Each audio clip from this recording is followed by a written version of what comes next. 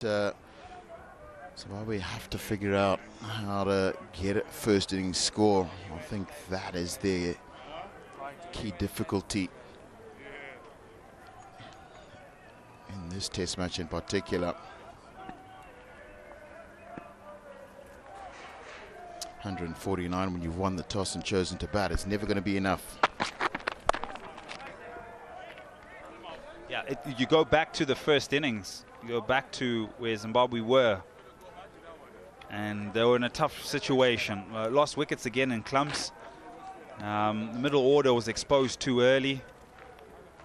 But take nothing away from New Zealand, who bowled superbly. It was a decision, a brave decision. I think possibly the right decision if the test match had played out to their expectations. A few fans that have come in, New Zealand supporters.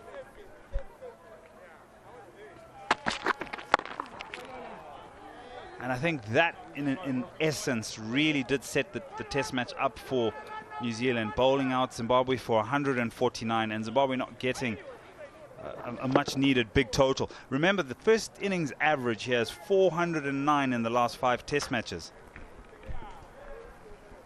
What it is that lively period has been a feature of the last few test matches that have been played here. That lively period, the first session of play, has always been difficult.